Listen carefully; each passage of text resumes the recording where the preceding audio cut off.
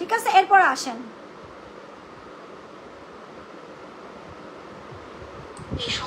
সঙ্গীত জগতে গান আর নানান চড়াই উতরাই। আচ্ছা এবার আয়, গান যখন আমি গাই তোর মতো আকাশ নিবিড়ের এই ইন্ডাস্ট্রিতে পয়দা হয় নাই। আমি যখন গান শুরু করি তোর মতো আকাশ নিবিড়ের এই মিডিয়াতে পয়দা হয় নাই। তোরা যারা এখন শেল্টার দিচ্ছে তারা দেখছে যে বর্ষাকে কারা রেসপেক্ট করে, বর্ষার সাথে কাদের কমিউনিকেশন, বর্ষা মিডিয়ার কোন লেভেলে, বর্ষা হিট তখন ছিল যখন ফিতা ক্যাসেট ছিল। এখন ইউটিউবের যুগে বর্ষাকে কেউ চিনে না, চিনে as a influencer, as a makeup artist. সঙ্গীত শিল্পী বর্ষাকে এখন আর কেউ চিনে না, কারণ আমি যখন কাজ করছি তখন এত মিডিয়া মানে কি বলে এত সোশ্যাল মিডিয়া ছিল না, ইউটিউব ছিল না, সিডি ক্যাসেট ছিল না। এবার বোঝ। আচ্ছা এরপরে আসেন,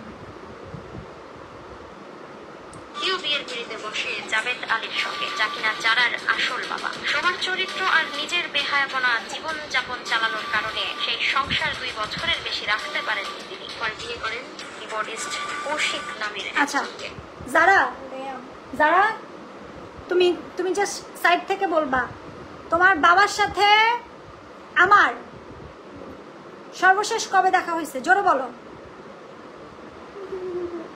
জোরে বলো। তোমার যে জুতা কিনে দিল সেদিন, ওই দিনটা বলো, লাস্ট কবে দেখা হয়েছে তোমার বাবার সাথে?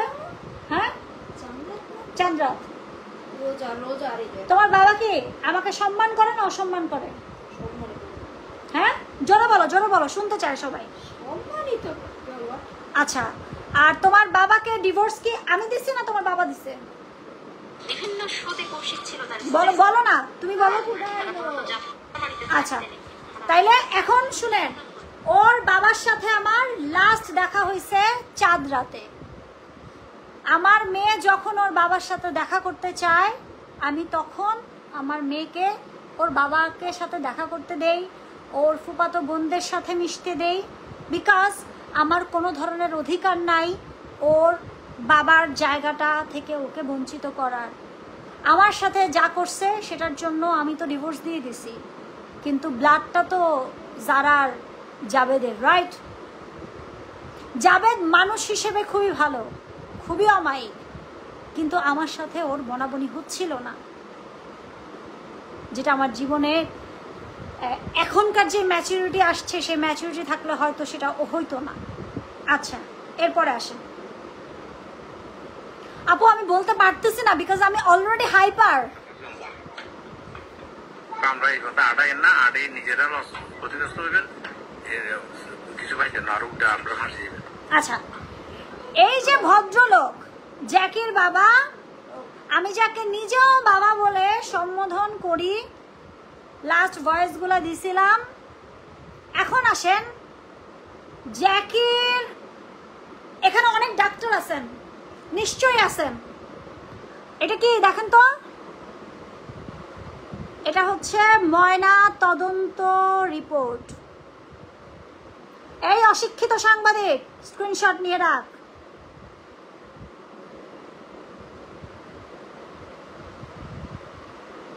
ঠিক আছে? আচ্ছা এরপরে এটা কি এই অশিক্ষিত সাংবাদিক, এটা দেখ, এটা হচ্ছে ম্যাজিস্ট্রেটের আদেশ। জ্যাকির সাথে যখন পরিচয় আমার হয়, এটা 2020 আর 21 নাগাদ, তখন আমি লালবাগ থাকি, পোস্তা মদিনা টাওয়ারে, আমার 2 ভাই এবং আমার সন্তান সহ। ঠিক আছে, লালবাগ পোস্তা মদিনা টাওয়ারে সেখানে থাকি, এবং সেখানে বা আমার সাথে জ্যাকির হাই হ্যালো হয়, অ্যান্ড তার কিছুদিন পরেই জ্যাকি হচ্ছে দেশের বাইরে চলে যায়। হ্যাঁ আমাকে যাওয়ার আগে মেসেজ দেয়, বন্ধু আল্লাহ হাফেজ, হ্যাঁ এই সেই মেসেজ দেয়, দোয়া করো আমার জন্য। আমি বললাম হ্যাঁ গুড লাক। জ্যাকির সাথে আমার কোনো প্রেম ছিল না, কিচ্ছু ছিল না। আজকে একটা চাঞ্চল্যকর জিনিস দেখা, সাথে থাকে। তো জ্যাকির সাথে আমার কোনো কিছু ছিল না। এরপর কি হইলো, আমার বিয়ে হলো রুমির সাথে। আচ্ছা, আরেকটা জায়গায় এখানে বলছে যে রুমি নাকি আমাকে আমার ঘরে কোন পুরুষ মানুষের সাথে পাইছে। Wait bro, wait.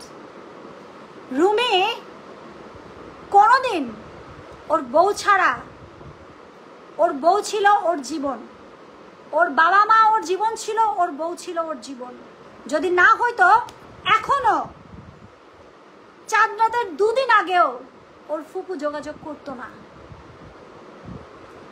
আরেকটা কথা উঠছে যে রুমি থাকাকালীনই আমি জ্যাকির সাথে আমার সম্পর্ক। সরি ব্রো, রুমি মারা যাওয়ার পর জ্যাকি আমাকে সেই দুবাই থেকে মেসেজ দেয়, বর্ষা আমি দেশে নাই, কেমন আছো তুমি, তুমি কি আমার মেসেজটা দেখতে পাচ্ছ, নিজের দিকে খেয়াল রেখো, সামলে রেখো, তোমার আগের নাম্বার কি ওপেন আছে। দেন আমি রিপ্লাইটা দেই হ্যাঁ। এরপর ওর সাথে আমার চ্যাটিং, তখন রুমি মারা গেছে, মাসখানেক হয়ে গেছে। আমারে কেউ ভাই ধরে নাই, ধৈরা বাই করে নাই, ঠিক আছে। ধৈরা বাই করলে আমার পোলার খরচ এখনো দিত না। আমার পোলা লুৎফর রহমানের নাতি, হাসান তৌহিদুর রহমানের একমাত্র সন্তান। এখন আসেন, আরেকটা কথা অনেক বেশি যাইতেছে ভাই, এইটা আমি নিতেই পারলাম না। আজকে একটা আপনাদের চাঞ্চল্যকর ঘটনা বলি, আপনারা খেয়াল করে দেখবেন নানান জায়গায় নানান সময় হলুদ সাংবাদিক বলে বেড়ায় যে কিরে এই সন্তান নাকি জ্যাকির, আর নাম দেশ আকাশ ইয়ের কি বলে নাম, রুমির। ফর এ কাইন্ড ইনফরমেশন, এই কথাটা আমি বলতে চাই নাই। 1300 মানুষ আছেন, আপনাদেরকে বলি, আমার প্রয়াত স্বামী যে আমার জীবনের সর্বোচ্চ সুখের একটা সংসার দিয়ে গেছে, এবং তার পরিবার, আমার শ্রদ্ধেয় মরহুম শ্বশুর, আমার শাশুড়ি এখনো আছেন, আমার কি বলে ননদ এখনো আছেন। তো আপনাদেরকে বলি মজার বিষয়, আপনারা অবাক হয়ে যাবেন এই জিনিসটাতেও, প্রমাণ সহ দিচ্ছি যে এই যে আমার কি রুমির ছেলে জায়ান, না জায়ানের ডেট অফ বার্থ কবে, যারা জায়ানের ডেট অফ বার্থ কবে, 2022 3 জুন। হ্যাঁ 3 জুন 2022-এ সেন্ট্রাল হসপিটালে জায়ান হয়, এবং সেখানকার সেই সেন্ট্রাল হসপিটালে আমার শ্বশুর নিজে আমার শাহজাদা আসছে, আমার শাহজাদা আসছে বলে লক্ষ টাকার বিলও আমার শ্বশুর আমার ননদ মিলে দেয়, এবং আমার ননদ সেখানে যায়, আমার বাচ্চাকে দেখে। তখন কিন্তু জ্যাকির অস্তিত্ব ছিল না, এবং জ্যাকি বাংলাদেশেও ছিল না, তখন কিন্তু জ্যাকি দুবাই, ও কিন্তু বাংলাদেশে নাই তখন। তখন জ্যাকির সম্পর্ক চলে পলিন ফাতেমা নামে একটা মেয়ের সাথে। আবারও বলছি, পলিন ফাতেমা নামে একটা মেয়ের সাথে ওদেরই গ্রামের বসুরহাটের প্রেম চলে। এরপরে আসেন যে রুমির তাজিনের ঘরে 12 বছরে সন্তান হইল না, বর্ষার ঘরে 1 বছরে কিভাবে সন্তান হইল, এই প্রশ্নটাই না, এটা আমি আদালতে ফ্ল্যাশ করতে চাইছিলাম। এখন শুনেন মনোযোগ দিয়ে, 1300 মানুষ রেকর্ড করে রাখেন, স্ক্রিন রেকর্ড কাজে দিবে। আমার রুমিকে আমি এতটা সম্মান করতাম, এতটা শ্রদ্ধা করতাম, আমার রুমি আমাকে এতটা শ্রদ্ধা করতো, এতটা সম্মান করতাম যে আমরা কেউ কারো অতীত নিয়ে খোঁচাখুচিও করতাম না। তাজিন আপা পৃথিবী থেকে চলে যাওয়ারও অনেক পরে রুমির সাথে আমার বিয়ে হয়েছে, যেটা এর আগেও আমি অনেকবার প্রমাণ করছি। এখন চাঞ্চল্যকর ঘটনা শুনবেন আপনারা, যেটা শুনে অবাক হবেন। আমি রুমির সেকেন্ড ওয়াইফ ছিলাম না, ছিলাম থার্ড ওয়াইফ। আবারও শুনেন, আমি জায়ানের বাবার তৃতীয় ওয়াইফ ছিলাম। জায়ানের বাবার প্রথম ঘরের সন্তানের নাম নাফিয়া। যাকে নেয়ার জন্য আমি রুমি সব সময় প্রস্তুত ছিলাম। তাহলে আপনারা যে আঙুল তুলে প্রশ্ন করছেন যে রুমি রহমানের 12 বছর তাজিনের সংসারে সন্তান হইল না, তাহলে আপনারা বলেন রুমির প্রথম ঘরে কিভাবে নাফিয়া হইল? মানে জায়ানের আরেকটা বোন আছে যার নাম নাফিয়া, যে কানাডা সেটেল, ওর মা সহ পুরো পরিবার। এই হলুদ সাংবাদিকের মন গড়া কথা বর্ষা বলে না, বর্ষা সেটাই বলে যেটা বাস্তব। এবং রুমির প্রচুর প্রচুর বন্ধু আছে, আমি দেখি কাউকে অনলাইনে পাই কিনা, ঠিক আছে? এই যে বলছে যে তাজিনের সাথে 12 বছর সংসার করে বাচ্চা কাচ্চা হইল না, বর্ষার সাথে সংসার করে 1 বছরেই বাচ্চা হয়ে গেল, এই বাচ্চা তো রুমির না। আল্লাহ লালত তোদের ওপর পড়ুক। রুমির প্রথম সন্তানের নাম নাফিয়া। আমি ওর ওয়াইফের নামটা বলছি না, রিভিল করতে চাচ্ছি না, যে কানাডা সেটেলড। রুমির একমাত্র ছেলে পুত্র সন্তান জায়ান এবং জায়ানের বোন নাফিয়া। যদি রুমির সন্তান হইতে প্রবলেম থাকতো তাহলে নাফিয়া কেমনে দুনিয়াতে আসলো? দে উত্তর আমাকে। কিভাবে নাফিয়া আসলো?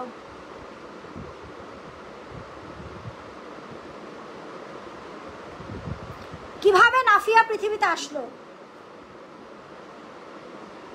আমি কখনোই কথাটা বলি নাই, বলতে চাই নাই। পারিবারিক কথা পারিবারিক রাখতে চাইছি, কিন্তু যখন আমার দিকে এইভাবে করে বারবার আঙুল উঠতেছে, এখন আমি বলতে বাধ্য। অনেকে জানে রুমি উদয়নে পড়াশোনা করেছে, রুমির কলিগস থেকে শুরু করে রুমির এক্স আরেকটা ওয়াইফ ছিল সাবরিনা, সবাই জানে যে রুমির প্রথম মেয়ের নাম নাফিয়া। সে অলরেডি জারার চেয়ে অনেক বড়। তাহলে আপনারা বলেন তাজিন আপার সাথে 12 বছর সংসার করে বাচ্চা কেন হইল না, এটা আমি কেমনে করব? হয়তো তাদের কোনো না কোনো প্রবলেম ছিল। দুজনের কেউ তো আসলে তখন আমার মানে দুজনের কারোর সাথে আমার উঠা বসা ছিল না। তাজিন আপা মারা যাওয়ার মোস্ট প্রবলি 6 মাস 7 মাস আগে আমি রেডিও 71-এ একটা ইন্টারভিউতে যাই, সেখানে হোস্ট ছিল তাজিন আপা। অ্যাজ ইউজুয়ালি মিডিয়া যেভাবে আমরা পরিচিতি পাই, যেভাবে আমাদের হাই হ্যালো করা দরকার, হাই হ্যালো করছি, শো করছি, চলে আসছি। অ্যান্ড তাজিন আপা মারা যাওয়ার পরে খুঁজছি যে রুমি ভাই কই, কিন্তু তখন শুনলাম অন্য আরেক ঘটনা, বিলকিস ইসলাম ছন্দা, ওই ছন্দাকেও আমি এখন লাইনে নিতে পারবো। এবং তাজিন আপা ওই ছন্দার নামেও কিন্তু মামলা করে যায়, ঠিক আছে? আচ্ছা, এই গেল একটা মিথ্যে ক্লেম যে আমার জায়ান রুমিন না। এটা তোরা কেমনে বলিস? জায়ান যখন দুনিয়াতে আসছে সেই দিন সেন্ট্রাল হসপিটালে জায়ানের জন্ম নিবন্ধন করা হয়েছে। জায়ান যখন পেটে আমার, প্রতিটা দিন আপনারা আমাকে লাইভে দেখছেন, আপনারা অস্বীকার করতে পারবেন? আপনারা একটা নিষ্পাপ সন্তানকে জারজ করতে চাচ্ছেন? কি মিন করতে চান? এরপরে আসেন, তারপরে ঘটনাগুলো বলি। এরপরের ঘটনাগুলো বলি। ওকে, এরপরে কি বলছে ওইটা বলি, তারপরে আপনাদেরকে আবার আসতেছি, কারণ আমি ভুলে যাই।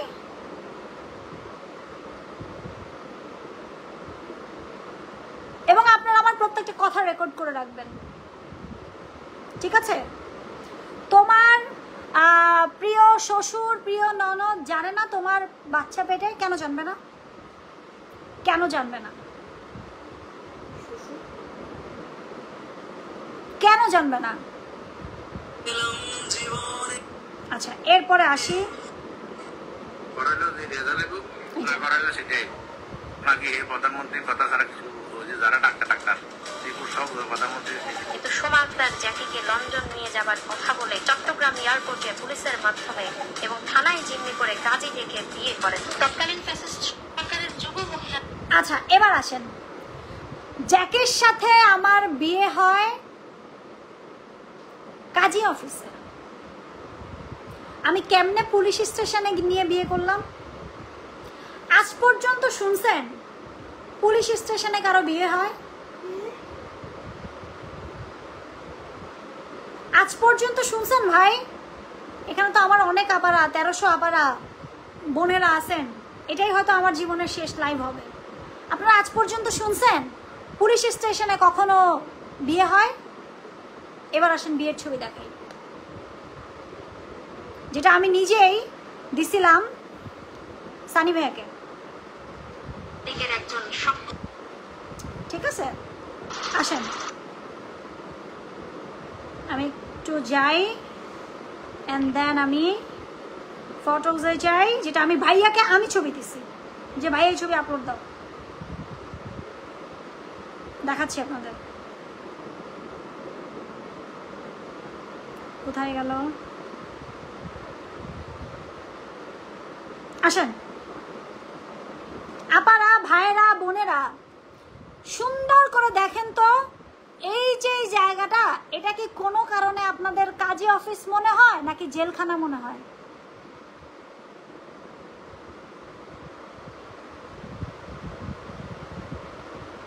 দেখেন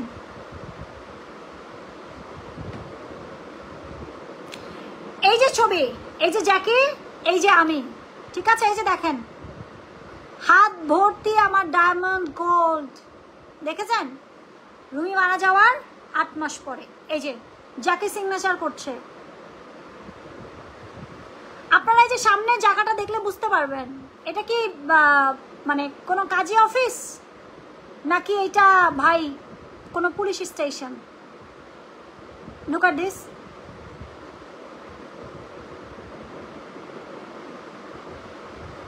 আচ্ছা এটা হইল আরেকটা মিথ্যে কথা।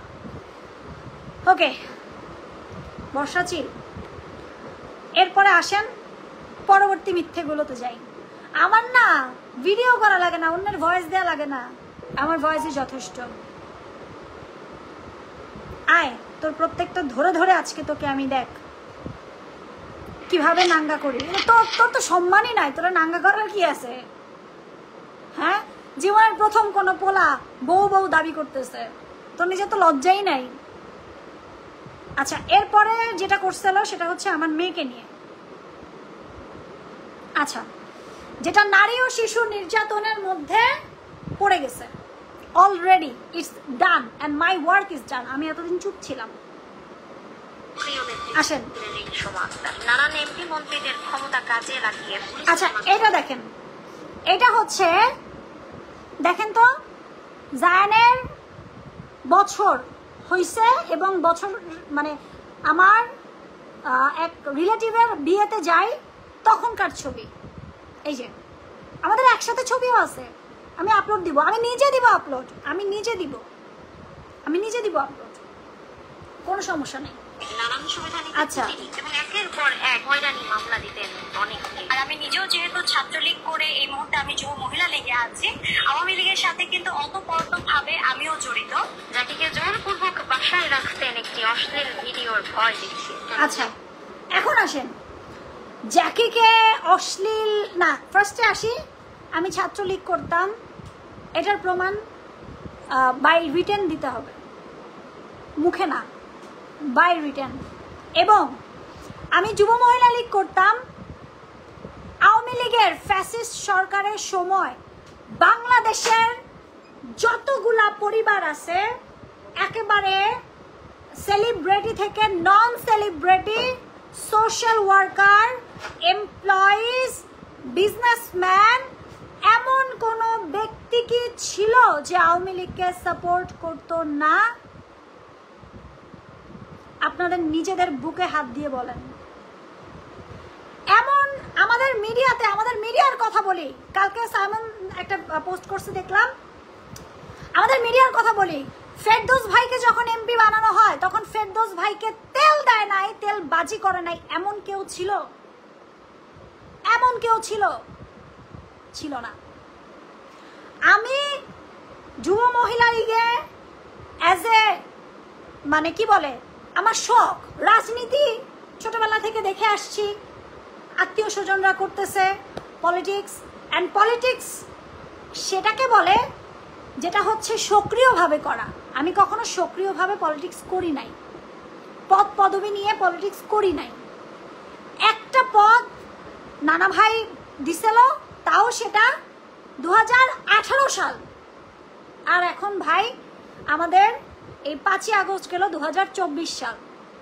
এবার আসেন, আমি 25 সাল। এবার আসেন, আমি যদি রাজনীতি দিয়ে কোনো ধরনের অবৈধ কাজ করে থাকে এবং সেই অবৈধ কাজের যদি প্রমাণ দিতে পারে, আমি নিজে আইনের কাছে সারেন্ডার করব। আপনাদেরকে আমি চ্যালেঞ্জ দিলাম না।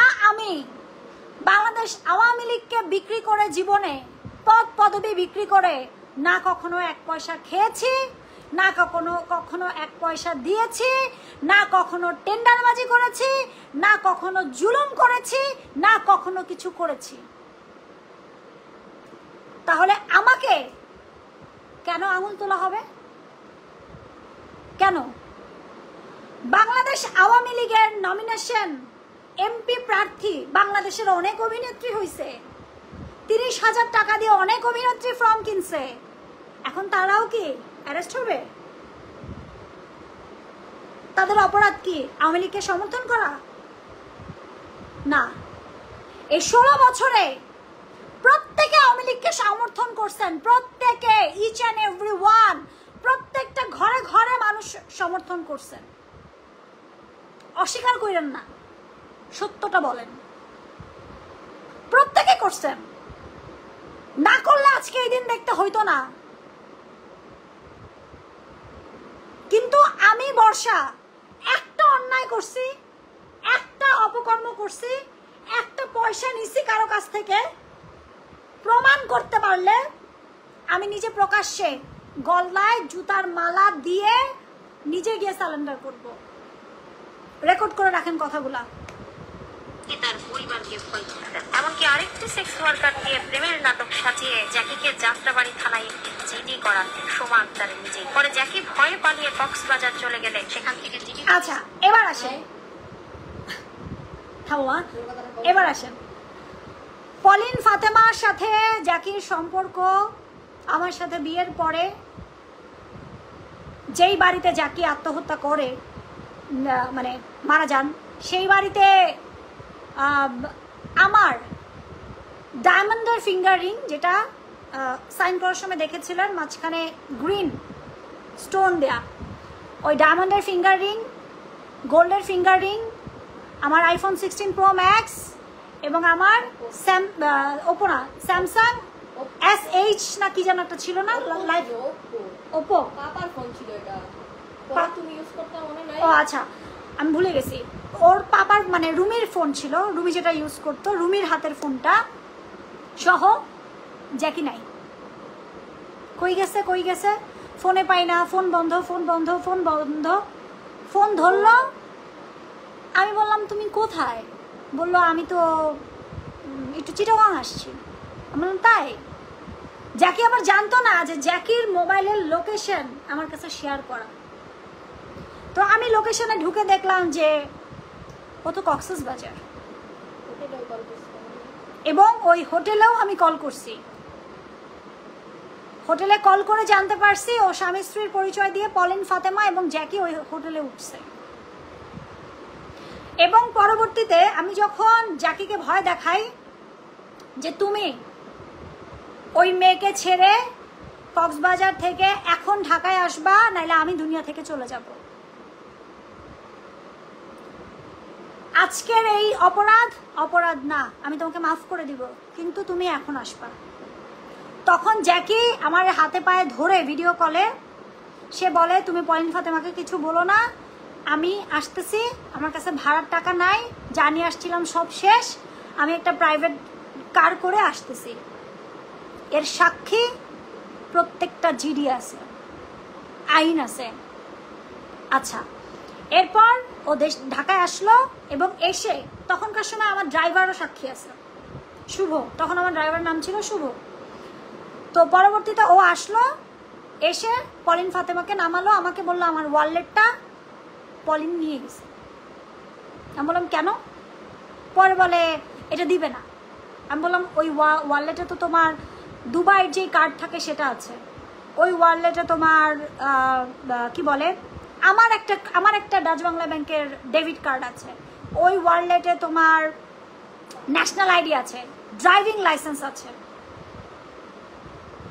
তখন বলল যে তুমি একটু পলিনের সাথে কথা বলো।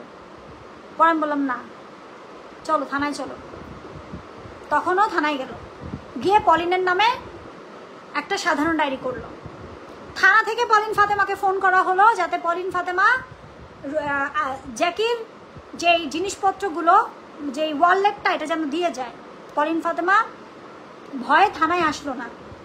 পরবর্তীতে পলিন ফাতেমা বলল যে রামপুরা টিভি সেন্টারের ওই পাশে যাইতে গেলে ও আমার ড্রাইভারের কাছে দিয়ে দিবে, এবং পলিন ফাতেমা এসআইকে যেই কথা বলে সেই কথাই পলিন ফাতেমা রাখে, এবং পরবর্তীতে আমার ড্রাইভার শুভর কাছে ওই ওয়ালেটটা কি বলে দেয়। কিন্তু ওয়ালেটের ভিতরে driving licence, national ID card আর আমার ক্রেডিট কার্ড মানে ডেবিট কার্ডটা ছিল না।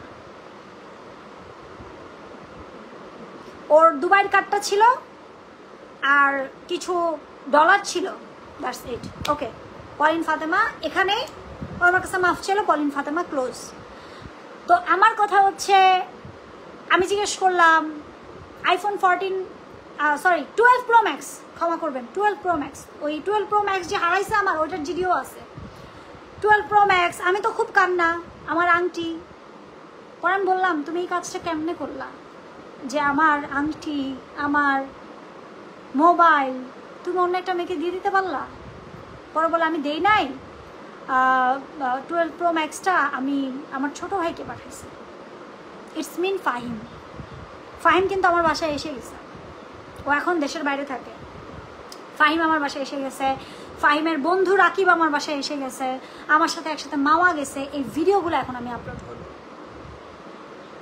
ওই মামাতে যেদিন গেলাম না আমরা, সবাই ব্ল্যাক কইরা আমার আর ওর একটা ছবি আছে, ওইটা আপলোড দিছিল একবার। তাই ওটা কে আপলোড দিছে?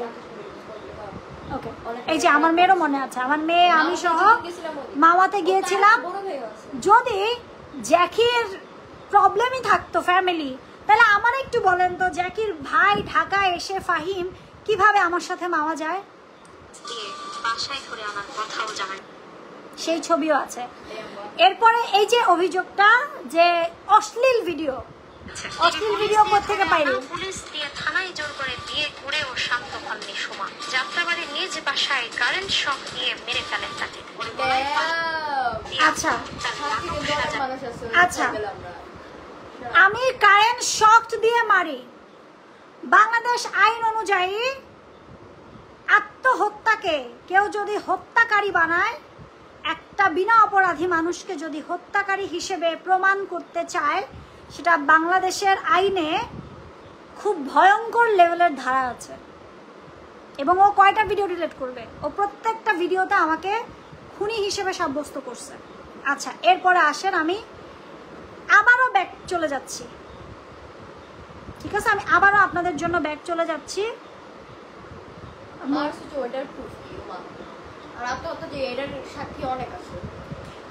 ওই দিন রমজান মাস, রমজান মাস আমি ইফতার শেষ করে দ্রুত আইব্রো প্লাক করার জন্য পার্লারে যাই।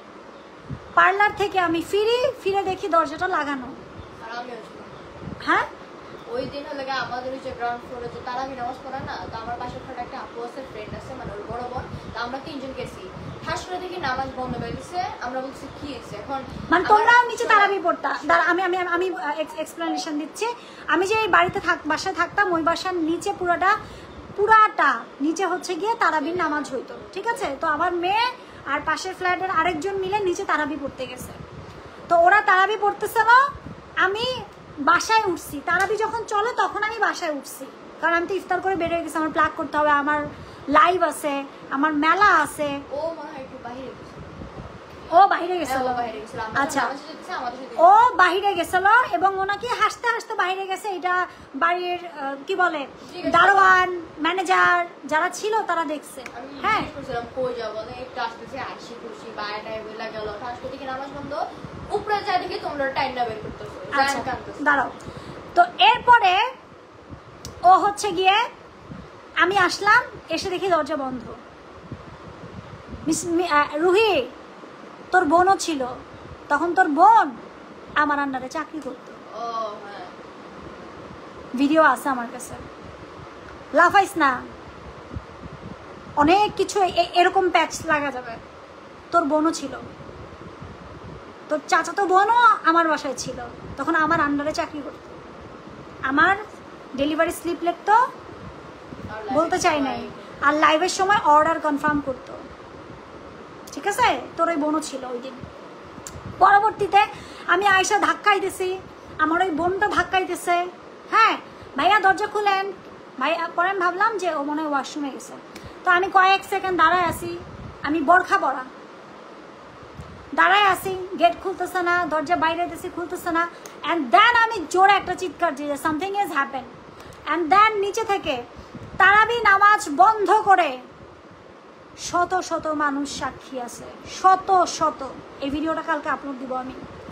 শত শত মানুষ সাক্ষী আছে, তারাবির নামাজটা শেষ করতে পারে নাই আমার চিৎকারের কারণে। সবাই দৌড়ে ছুটে উপরে গেছে, শাপল দিয়ে দরজা ভেঙে দেখে জ্যাকি গলায় ফাঁস দিছে, আর আমি চিৎকার করে কান্না করতেছি। ও দরজা যখন খুলছে আমি দেখে এক চিৎকার করে আমি ওর পায়ের কাছে এমনি গেছি। তারপর ইনস্ট্যান্ট আমাদের বাড়িওয়ালা ড্রাইভার আমার গাড়ি ড্রাইভ করে আরো লোকজন সহ ঢাকা মেডিকেলে নিয়ে গেছি। নেয়ার পরে ঢাকা মেডিকেলে ইসে থেকে কি বলে ইসিজি করে বলে হি ইজ নো মোর। তখন আমার পৃথিবীটা মাথার উপর ভাঙা পড়ছে। যেই ভিডিওটা আপনারা দেখছেন, ওর পরনে ছিল কালো রঙের গেঞ্জি, যেটা টি শার্ট, যেটা ময়নাতদন্ত এবং সুরুথালে আছে। এখানে যারা ডক্টররা আছেন তারা অবশ্যই অবগত আছেন, ফরেন্সিক রিপোর্ট কখনোই আমার মতো নারীর দ্বারা চেঞ্জ করা সম্ভব না ভাই। আমি এত বড় কোটিপতি হয়ে যাই নাই, এত বড় ক্রিমিনাল হয়ে যাই নাই। আচ্ছা, এরপরে আমি ওর মামাকে ফোন দিচ্ছি, ওর বোনকে ফোন দিচ্ছি, ওর মাকে ফোন দিচ্ছি, ওরা বিশ্বাস করতে চাচ্ছে না, ওরা আসতে চাচ্ছে না। এরপর আমি নিজে সাংবাদিকদেরকে বললাম, পরিচয় দিলাম, অনেকগুলো রিপোর্টার, পুলিশ আসলো, পুলিশ এসে আমাকে বোঝাচ্ছে। আমি বলছি আমি ময়নাতদন্ত করবো না, আর পুলিশ এসে বোঝাচ্ছে দেখেন এইসব অপমৃত্যুর, আসলে এটাকে আমরা অপমৃত্যু বলি, এটা আসলে অবশ্যই ময়নাতদন্ত করতে হবে আপা।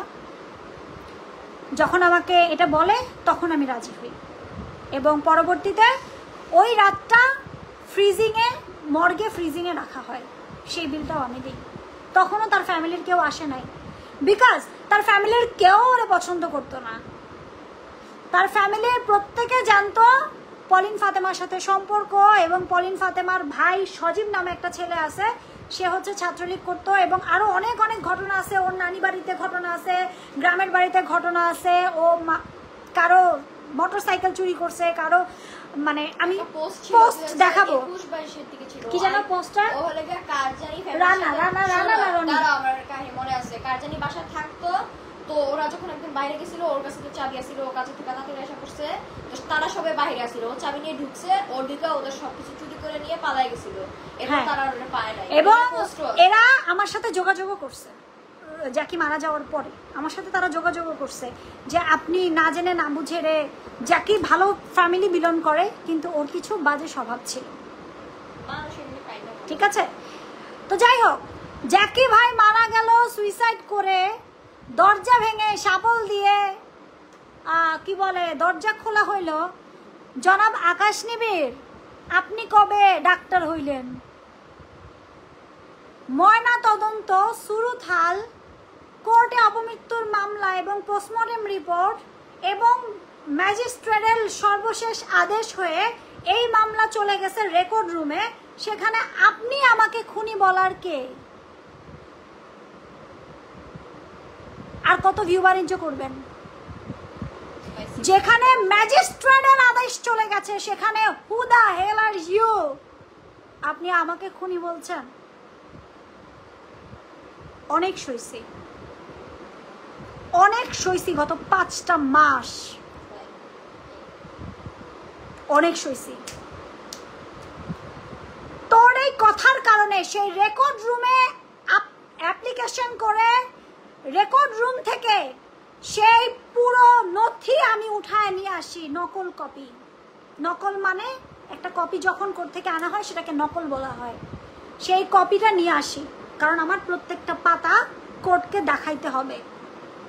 নেক্সট ডেটে তোর প্রথম তোর বিচার হবে, তুই আমাকে হত্যাকারী সাজাইছিস পুরো দুনিয়ার কাছে, এবং সেটা কোর্টের আদেশের পরেও। এটা তোর জীবনের সবচাইতে বড় ভুল। এরপর আসেন আমার জায়ান জারজ, বলছিস না কার সন্তান? এই ডেটে দেখবি আমার ছেলে কার সন্তান, তুই নিজে দেখবি। আচ্ছা, এরপরে আসেন ফ্ল্যাটের জন্য আমি রুমিকে বিয়ে করছি। রুমিকে বিয়ে করার পরে তুই জানিস না, রুমি আমি থাকতাম লালবাগে। তারপর আমার শাশুড়ি ধানমন্ডি 5-এ নিয়ে আসে। তখনও আমি জানি না রুমির নিজের ফ্ল্যাট, বুঝলি? জানি না। এবং রুমি নিয়ে আসে এবং কয়েক মাস আমরা একসাথে থাকার পরে রুম একটা ছিল বলে, যেহেতু যারা বড় হয়েছে যারা রুম লাগবে, আম্মা পাশের ফ্ল্যাট ভাড়া দেওয়া ছিল, ওইটা ভাড়াটিয়া তুলে দিয়ে আম্মা ওই ফ্ল্যাটে আমাদেরকে হস্তান্তর করে, মানে আমাদেরকে থাকতে দেয়, একসাথে থাকবো আমরা। মানে এই ফ্ল্যাট এই দরজা কিন্তু খেতাম একসাথে। মার ওখানে যেই শেফ রান্না করতো, রান্নার মেয়েটা ছিল, সেই রান্নার খাবারটাই আমরা খেতাম এবং এক টেবিলে বসে খেতাম। রুহি আনসারি জনাবা, আপনি যে বললেন আমার শাশুড়ির সাথে আমার কোনো মিলই ছিল না, এই লাইফটার পরে আমি শুধু কিছু ছবি আমার শাশুড়ির মুখের উপরে স্টিকার মেরে আপলোড দিব, তাহলেই বুঝবেন আমার শাশুড়ির সাথে আমার কতটা ভালো সম্পর্ক ছিল। আমার শাশুড়ি একটা সিদ্ধান্ত নেওয়ার আগে বলতো, এটা তখন যারা লাইভ দেখতো তারা দেখছে, সেই একটা কেকও আছে যে হ্যাপি অ্যানিভার্সারি ফ্রম মা। আমার শাশুড়ি হ্যাপি অ্যানিভার্সারি ফ্রম মা, হ্যাপি অ্যানিভার্সারি ফ্রম বাবা, খামের ওপর লেখা টাকার নোট দিয়ে আমার শ্বশুর আমার জন্য গিফট আমাদের অ্যানিভার্সারিতে। তুই সংসার বুঝবি না, তুই সন্তানের মর্ম বুঝবি না, কারণ তুই মরে গেলে, দুনিয়া থেকে চলে গেলে তোর জন্য কান্না করার কেউ থাকবে না। আমার জন্য আছে, আমার জন্য রুমির রেখে যাওয়া জায়ান আছে এবং আমার নাট থেকে বের হওয়া যারা আছে, তোর কেউ নাই। এর জন্য তুই কাউকে ভয় পাস না।